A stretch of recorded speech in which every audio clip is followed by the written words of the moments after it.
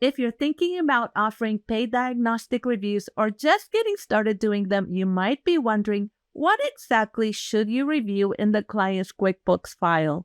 I'm going to walk you through the key areas that every bookkeeper should look for when performing a paid diagnostic review.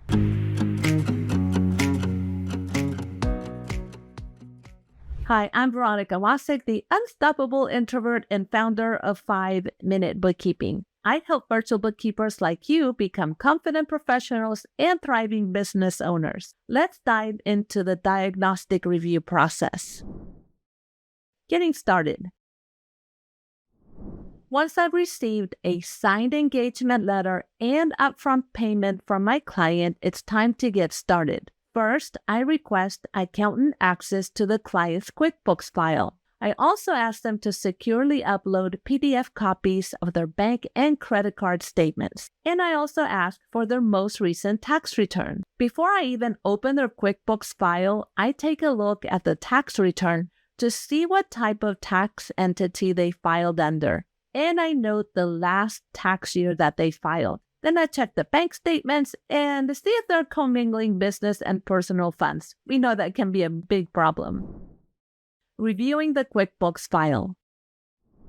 When I open the QBO file, I check which version they're using and whether any apps are connected to it. App integrations can sometimes mess things up and can affect the extent of the cleanup needed. Balance sheet reconciliation to the tax return. If the tax return includes a balance sheet referred to as the Schedule L, I compare it to the balance sheet in QuickBooks. If the balances don't match, that's a big red flag. It usually means a balance sheet reconciliation will be needed during the cleanup. Key diagnostic review areas. Next, I go through several key areas in the QBO file. But before I go over those key areas that every bookkeeper should be reviewing, do me a favor and show your support for this channel by liking, commenting, and subscribing. And remember to tap that notification bell so that you never miss an update. Let's go over the key areas that you should be reviewing. Bank and credit card reconciliations. I check when the accounts were last reconciled, if any reconciliation opening balances were changed, and whether there are any old uncleared banking transactions. The only way to really have confidence in the financials is to ensure that bank and credit card accounts are properly reconciled. Undeposited funds. This account often hides duplicated income. If I see old unclear transactions, that's a sign that something went wrong. And really, I have done hundreds of cleanups, and the undeposited funds account is usually messed up just because untrained users don't know how to use it properly. Profit and loss accounts. I look at income, cost of goods sold, expenses, and the other income and expense accounts. I'm looking for things like uncategorized transactions, miscategorized entries, duplicated income, duplicated expenses, and any other balances that don't really look right based on my understanding of the client's business. Balance sheet accounts. Here I review all asset, liability, and equity accounts. I'm looking for incorrectly categorized transactions, outdated accounts, or other transactions. You know that the balance sheet often hides those messy transactions because the balance sheet balances are cumulative. So it's really important to review all accounts and ensure that there aren't any old or outdated transactions that are messing up the books. Accounts receivable and accounts payable aging report. Here I check for old balances. These can be signs that the customer payments haven't been applied to invoices, or that vendor payments have not been properly matched to bills. In other cases, old balances can be a sign of cash flow problems, like uncollected customer invoices or unpaid vendor bills. Chart of accounts and products and services list. I review the chart of accounts and the products and services list to see whether these lists are set up properly, and whether they're customized to the client's business. Many times I find that clients are using too many account categories on the chart of accounts. I also notice that inventory items and other items are not set up properly on the products and services list. Sales tax.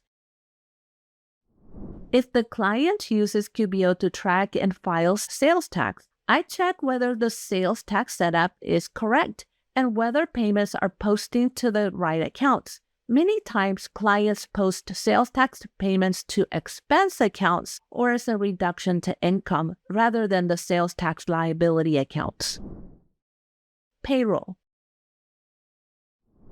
If payroll is being used, I review whether payroll expenses and tax liabilities are being recorded correctly. Many times, clients record the net payroll deducted from the bank account and don't record all of the components of payroll correctly, including the payroll liabilities. Inventory. For clients tracking inventory, I make sure that inventory items are set up properly, that there are no negative inventory quantities, and that the balance on the inventory valuation report on QuickBooks agrees to the inventory account balance on the balance sheet. I also check for any journal entries that may have been incorrectly made to the inventory account. Industry-specific areas. Here's where I gain a deeper understanding of the client's industry and determine whether they're using QuickBooks correctly for their particular business or industry. In many cases, clients are attempting to use app integrations that may be messing up their bookkeeping. Okay, so that's how I approach reviewing a QuickBooks file during a pay diagnostic review, and in my opinion, the must-check areas that every bookkeeper should be reviewing. These are the key areas that should be checked, but it's not a complete list. Every client is different, and depending on the complexity of their bookkeeping, you may find additional areas to review. Want to follow this process yourself?